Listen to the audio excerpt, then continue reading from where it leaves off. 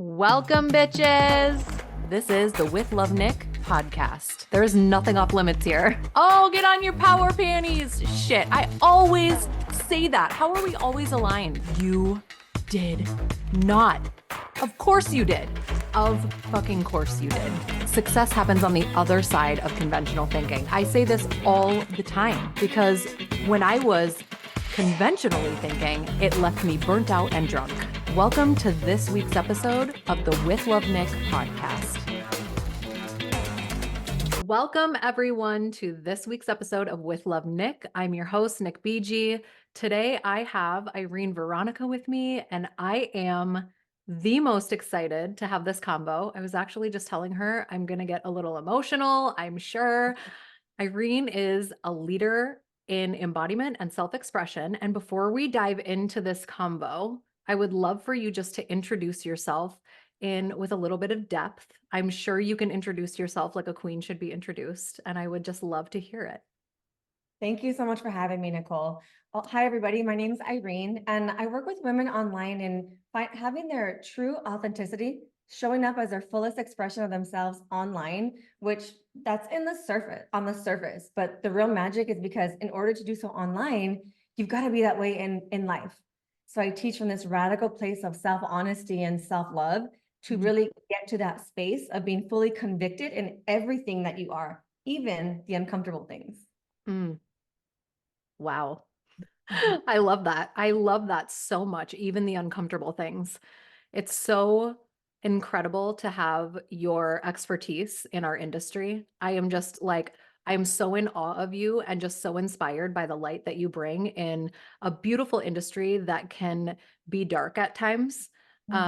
I feel like in this digital age, we have so many people who just feel like they cannot express themselves behind a screen. And a lot of people who sit behind a screen and scrutinize the people who try to express themselves. So I'm really excited to dive into this combo. I'm sure my listeners are just really excited to hear. And I'm going to get into the deep right away because your story is just so captivating. I've followed you and we've been connected for a couple of months now. And when I was reading over the information that you sent to me, it brought tears to my eyes because I feel like so many people see the surface of what we bring to the table and have no idea of how it came to be, of how it came to flourish and how we've moved through things, because a lot of people will look at a leadership role such as ours and just think that we have it all together, that we've always had it together, and they don't understand the demons that we have faced or that we still continue to face on a daily basis, right? It's like we heal those parts of us, but they're never truly gone.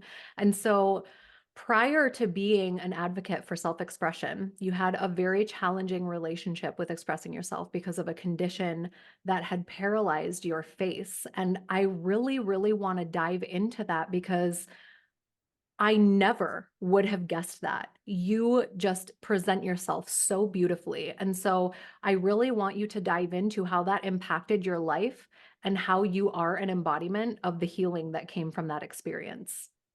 Thank you for that beautiful intro to go there. So let me start with the story of what actually happened. It was on my birthday.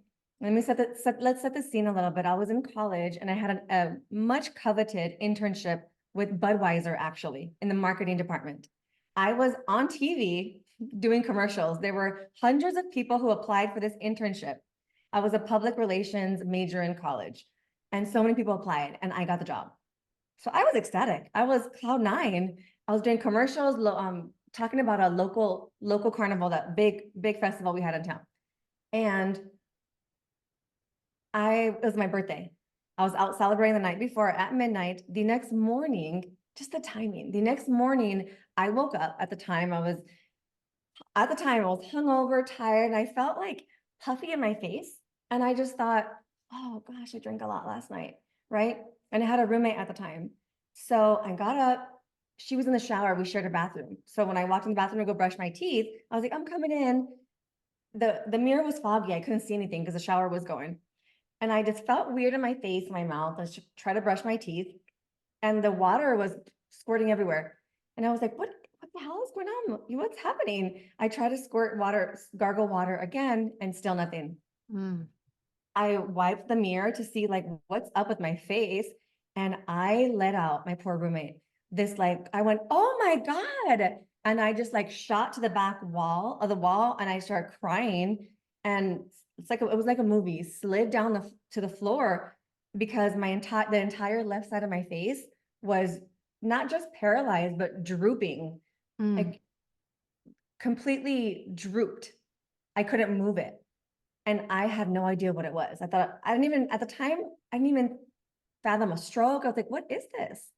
Went to Wow. the emergency. Yeah. My poor roommate. She heard me screaming. And when she came out, I couldn't talk. I was embarrassed. I was hiding my face. So come to find out it was Bell's palsy. Now there are a very few people who have it so bad that it's lasting, it stays. Till today, I still have it a tiny bit. I just know how to, I don't let it override me anymore. However, when I first started coaching, it was something that came up every now and then. Mm. Um, and it took me back to when it was really bad.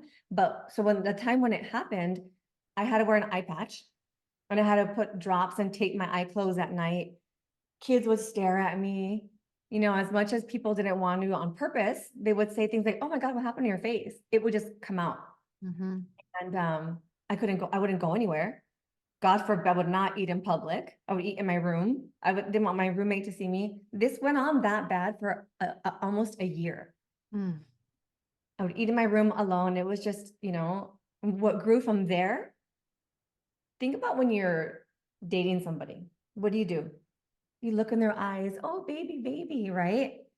I didn't make eye contact with a man.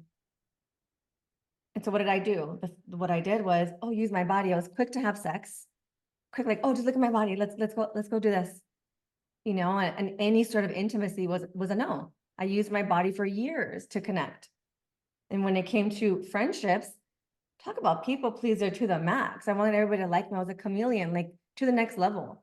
I was going out of my way for everybody else. And that was just, I thought my life was over. My career was over. I left the internship. I thought, oh, I gotta start college all over again. What am I gonna do? And it was just nightmare. Wow. So in that, in after that, moved. I like wanted to get away. I was living in California at the time. I moved to Las Vegas to quote, quote, start over. And there was there's a slight trigger warning I'm about to say. I'm gonna talk about death for a brief moment. Sure. Sure. This reactivated that in my nervous system. So the Bell's palsy kind of started to come back. I was feeling my face twitching a little bit here and there. And one god awful weekend, I found my best friend passed away at my house. So that night that happened, I came home, that trauma to my body, my nervous system, I came back. It didn't come back fully, but it was really heavy again. Wow. Here we go again with it, right? And I actually ended up trying to fake it till you make it for about 4 to 5 years. Oh, it's fine, it's fine. Using my body to connect, being this party, drinking out, because the only time I felt comfortable was when I was drinking because I wasn't thinking about it. Mm. And I ended up running away to Thailand for, you ready for this? For supposedly 2 weeks. I stayed for a year. Wow, Irene. I stayed for a year, and I was working in Las Vegas, and I had in my mind at the time like a lot of money saved, which it was nice. So I wasn't concerned about my bills. I literally left for 2 weeks. So for that almost a year, I had my rent, I had everything in Las Vegas while still doing my thing in Thailand, and it was an actual eat, pray, love year. This is blowing my mind. This is like all I can say right now is just like my imaginary jaw is on the floor. I'm like, you are so extraordinary. Thank So you. extraordinary. So where are you currently? Are you in Thailand? No, I'm in Las Vegas. So Okay. I was in Thailand for a year.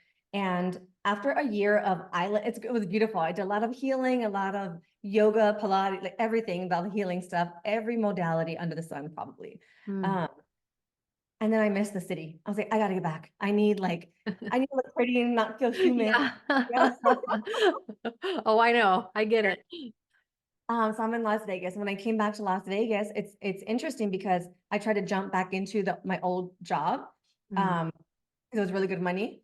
And I did. So the fake it to make it happen for a little bit longer. And then the work happened because now I was in my setting where everybody knew me, right? I got to essentially reinvent myself again. Um, and a whole nother set of healing process. So that this is where the woman that you know now, Nicole, was, let's say, reinvented or created through embodiment. After being so disconnected, not just disconnected, but hating myself, I felt like my body failed me. And the only way to love myself again, if you look at yourself in the mirror every day, there was almost a year where I refused to look in the mirror. And when I did, I hated what I saw. That is like, that is so extraordinary. I can resonate with this emotional mind, body, soul disconnection, right? And it's like, it's almost like you black out and you're all of a sudden in this different circumstance and you're like, and how the fuck did I even get here? But it's so crazy. There were a couple times where you mentioned how the neurological and the mental response triggered the physical response. And I want to go to that because I want a lot of listeners to just recognize and take this into account how connected the emotional and the physical and how they work together and all of the moving parts and the stress that external can put on everything internal for us. And that was just such a prime example of that. And I really am curious, when you came back to Las Vegas, you said you did the fake it till you make it for a little bit, and then you're in this, like, you mentor other women on expressing themselves, and real, I mean, that takes deep self-exploration. That takes like peeling back and then rebuilding. And so I want to kind of know, like, where was the transition from the fake it till you make it to who you embody now, the current circumstance that you embody now? What did that transition look like? Like, how going from such a deep, dark, chaotic, like, oh my gosh, how, I don't even remember a lot of that. Like, how do you go from that to where you are now? Like, what does that transition look like emotionally, physically? Like what did that look like for you? Before I answer that, I want to go briefly, if that's okay, speak Yeah. on what you said about the emotion and the body, how Yeah. the system triggered that. I do have to say about, let's say, a year and a half ago, once I really got deep into the personal development and really working on the inner self, there was a moment when I remember vividly. I left the gym and I was talking to my mentor. I called her and I FaceTimed her, voice noted her in tears because I looked in the mirror. I'm talking about a year and a half ago, and I know for a fact all the internal work I'd done, and without getting into it, it was like daddy shit that I let go, daddy issues that I was like in the middle of healing. I wrote the letter, sent the letter, did all the things that we do to heal ourselves. A few days later, I swear to you, I looked in the mirror and my face felt the most even it had ever felt in my life. And I know it with every core and cell of my body. It's because of that healing work. That And like literally gave me full body goosebumps when you said that. Like, I just got chills. That's insane. yeah, so Wow. yes. So now coming to your next story, when I, in that transition year period, when I try to go back to my old life, and my old life was working in a nightclub. I just couldn't do it anymore. I couldn't do it anymore. I had to fake this like happy-go-lucky thing, and I would come home and just feel empty. And it just, as I started doing this embodiment work to where I wanted to know my body, I can't tell you where the desire came to love myself again, because it just, I hated life and I wanted to love it. And in part of that, the smallest thing, I will say this to the day I die, saved my life. I decided one day I was going to have a gratitude journal. And I call it my stupid ass gratitude journal because I don't know where I heard it, but something told me to write down every day 3 things I'm grateful for and why. I shit you not, I did that for almost 4 years every single day without skipping a beat. Maybe here and there I skipped a day. I had still have the journal. And that gratitude journal brought me out of this depression piece of I can see the light at the end of the tunnel of a bad situation. So even like when it came to finding my friend at the very like towards the end of this journal, I remember writing, I'm grateful for him that he sacrificed his life so that I can survive, so that I can heal, so that I can truly live. It's like I found the shit, the good in the shit. Does that make sense? Yeah, absolutely. So in that shitty situation or shitty job, it wasn't a shitty job, but it wasn't for me. That translated into real to like present day life. When I remember hating the job, I made really good money. I'd make like let's say up to 2,000 sometimes in one night. And I remember hating the job, hating everybody. And I was walking through the crowd with Calvin Harris was on the DJ. Calvin Harris was going, and it was really crowded. I was trying to get to the crowd. I had like half empty, half full drinks in my hand. Somebody hit me, cranberry spilled all over me. I'm like, oh my God, I just want to like leave here. So I went to the back, threw the cups down. And this is the moment my gratitude journal hit me. I sat there and I thought, I hate this job, but it's providing me such a nice lifestyle. Yeah. Hmm. And I walked out and I thought, spill cranberry on me. Fuck it, everybody spill cranberry on me juice. Step on me, it's fine. I love life. And that was the moment when I just felt this, okay, it shifted in me. And this led into a personal practices, like as far as the transition period, I'm going to talk about hate affirmations. Like everybody, we know what affirmations are, Mhm. but I couldn't look at myself in the mirror and say, oh, you're beautiful. I love you. Because I didn't believe that. So I gave myself permission to hate myself. I would look in the mirror and say everything I said. I thought I looked like Quasimodo. I thought nobody would love me. I thought you're fucking ugly. I thought your face is crooked. I can't see your teeth. I hate your mouth. Like I thought all those things. And I would say this to myself in the mirror, followed by, well, tears and like just hate and feeling it, followed by so much love for myself. And I did this for Mhm. months to where after a while, I just didn't hate it. I didn't think that anymore. I And just I have no words for that. Like oh, I am in awe thank you, of Nicole. you And and your no, journey. all the hate affirmation thing, it's so important in your self-expression is not to make any part of yourself wrong. Like that's not normal for somebody to say, look at yourself in the mirror and say that you hate yourself and let it be. But if you hate yourself, don't make yourself wrong for it, but give yourself love afterward. Mm, Mm, wow. that led into like a bigger conversation of when I teach somebody about expression on the surface, it's like, okay, what opinion do you want to share? Right. It'll be something like that. But in the deeper work, it's like, what about yourself are you making wrong? I'm going to try to use a very extreme example, just like the hate thing. A big part of my story and how I like am so expressed online. I don't talk about this online because it doesn't relate to my brand, was exploring the world of kink. Like we're taught like, oh, it's taboo. You don't do that. Like, ooh, that's weird. Right. However, there was something curiosity in me that I wanted to know what kink was. I wanted to go to this part. I wanted to do things. I wanted to know. And instead of making myself wrong for anything, for wanting to learn about kink, I didn't. I learned about it, whatever I did with it.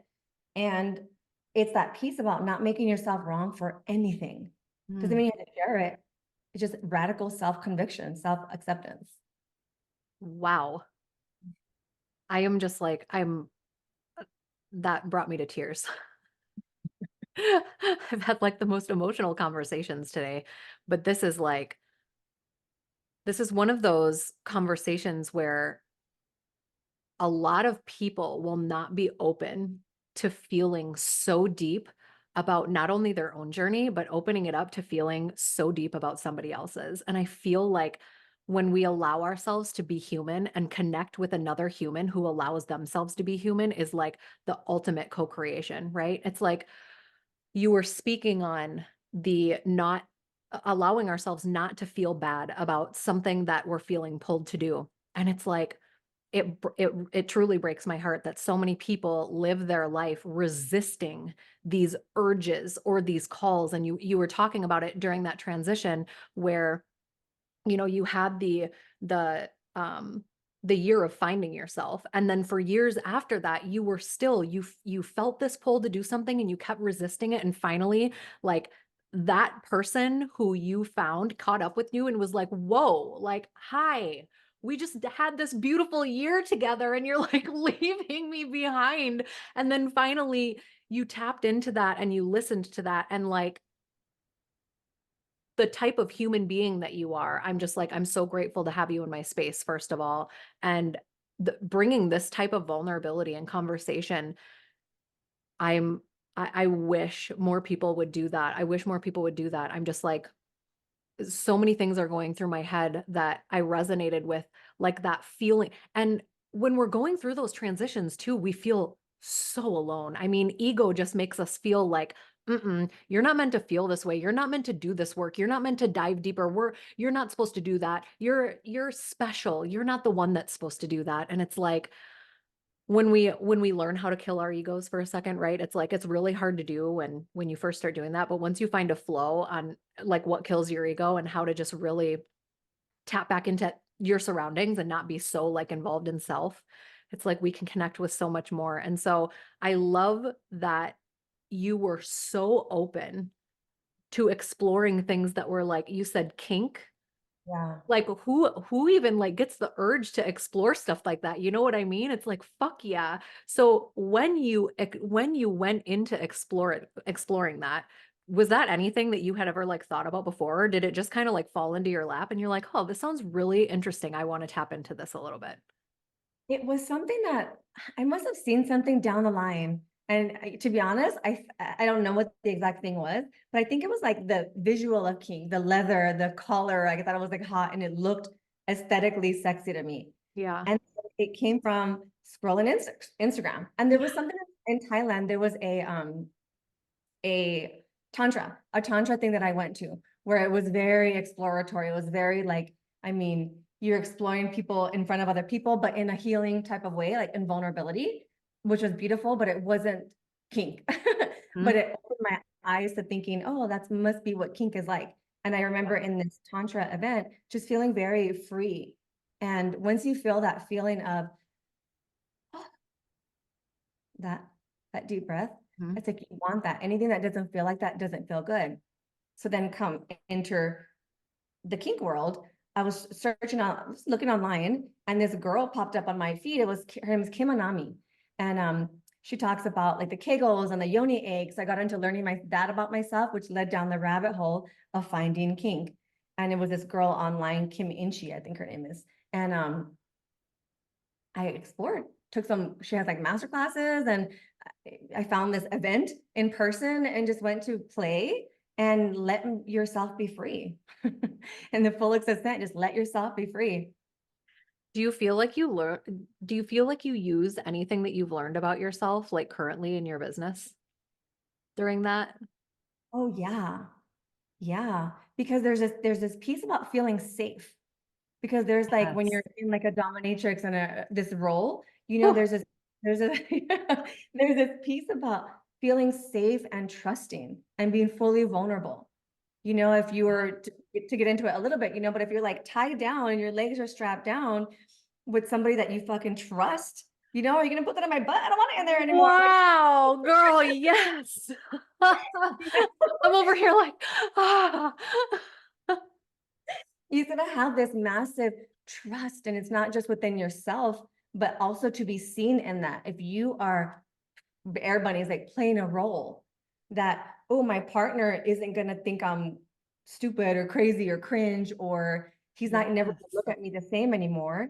It's, babe, you're gonna let me play. I could get emotional in this. Like, babe, you're gonna let me explore this. Like, that's cool. Thank Mm. you for seeing me. Thank you for not thinking that I'm weird because I want to tie you up or I don't want to be tied up, you know?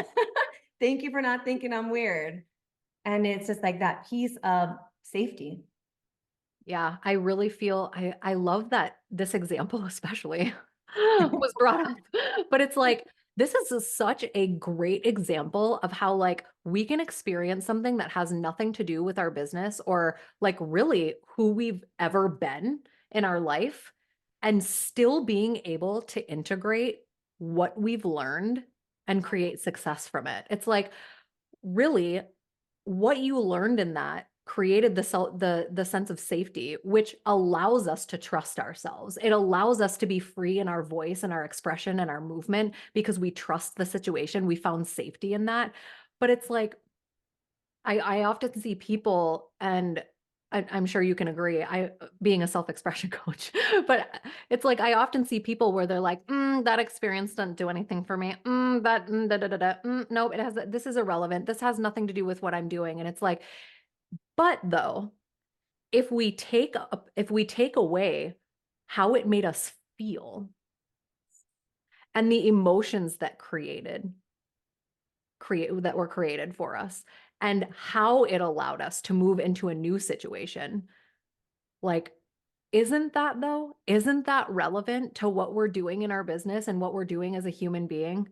It's like, and then we compound on the way that it makes us feel. We compound on that and we start to learn new ways of expressing ourselves because we do trust ourselves in new areas of safety because we do trust ourselves and we can express ourselves. And so it's just like when there's an example like this that is just like so out of this world and so unconventional, but allows you to really tap into the deepest form of self where you can release everything and feel safe in that, doesn't that create success? Like, 100%. And tying this into the bringing it into my business, I just thought of this right now that thank you for asking that question.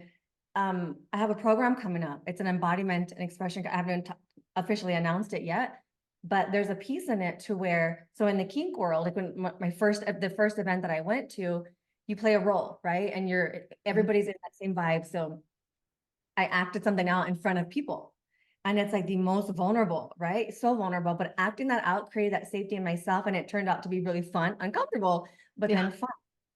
So what I decided to do in my next embodiment course coming up, it's an expression on embodiment tied in with content and business, is I just the links are clicking together. This is where that came from.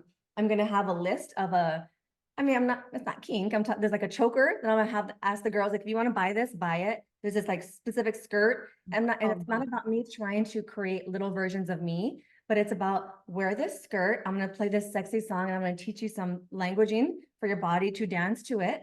And we're gonna dance in the mirror one day. The next day, we're gonna dance with our cameras on to see each other. And then the very last day, Nicole, I'm gonna pull a card. Okay, sexy. Your word is sexy. Be sexy. Play sexy. Dance sexy for us for 15 seconds. see, this is where not only are you going to call in the people that already desire somebody to push them off this cliff into self-expression, but it's like if there's one thing that I've learned about mentorship, I don't want to hire somebody who already has what I know. I Mm. want to hire somebody who has what I thought I knew, but is going to give me a different switch up, a different perspective. They're going to stretch me. If you told me right now to be sexy, I don't think that I would be able to do that. But if I hired you to push me off that cliff, you're damn straight I would do it. And you know what? The next time you told me to do that, it would be even easier. And the next time you told me to do that would be even easier. And that's the whole point is like peeling back the layers and then like putting on that suit of armor. We can't do that without getting completely naked first, though, right? Like we have to be fulfilled naked in the middle of a room with nothing before we can be fulfilled with all of this external shit. And so that is like, that's incredible. And that goes into my next question. How do you feel you can best support women who desire to be more self-expressive? Besides, obviously, this incredible program coming up. It's I know for a fact it's the way I carry myself, the way I express myself. It's very so on my socials, my business is on social media.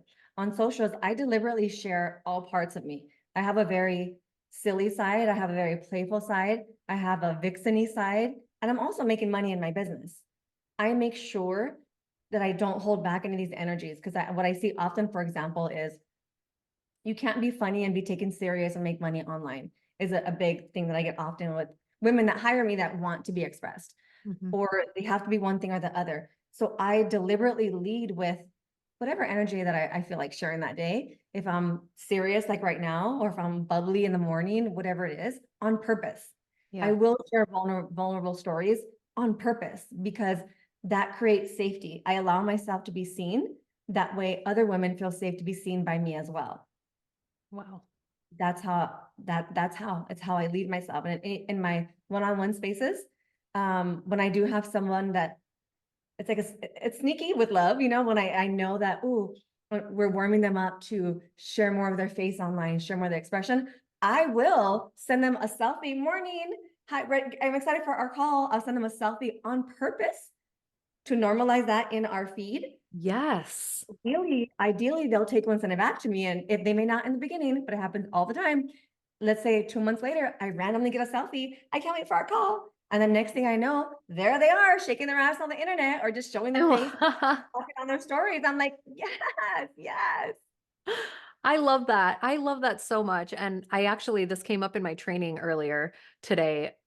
Somebody had asked me, how do you show up vulnerably without giving away your authority? And I said, there's this narrative in the industry that you have to be this like tough bitch to have authority in this industry. And it's just absolutely not a thing. So I thank you for bringing that as well. And the selfie thing is like, I want to touch on that because so many people, whoever is listening, if you are struggling with really how to gain authority in your space, how to show leadership, how to call in that dream client, like here's how.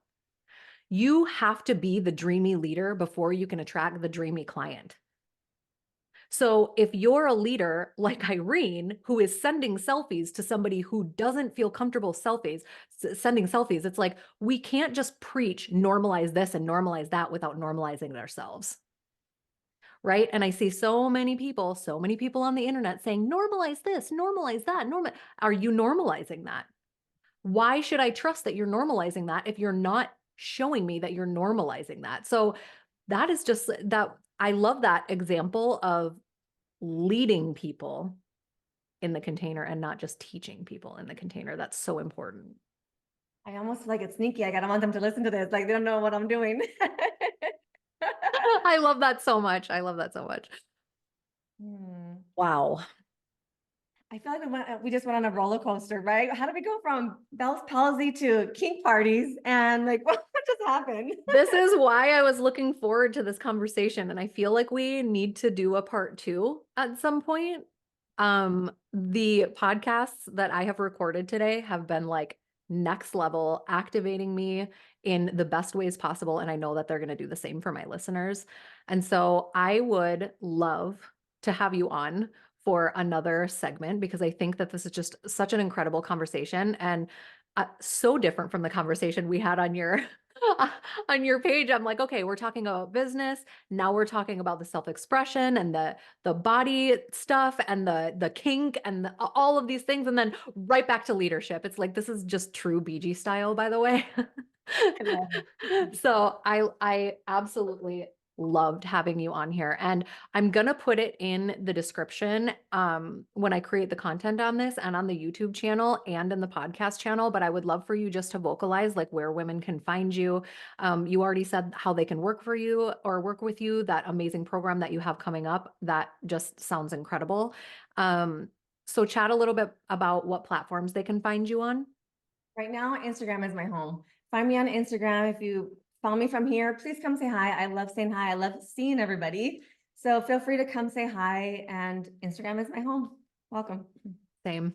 Instagram and YouTube. I'm like, that's it. I got rid of all my other socials. I don't have any other socials at the moment. So, ooh, wow. Love this. Love our conversation. Thank you so much for joining me today. Thank you to all who tuned in. Join me in the next episode as I chat with India Vine with love, Nick and Irene. Thank you.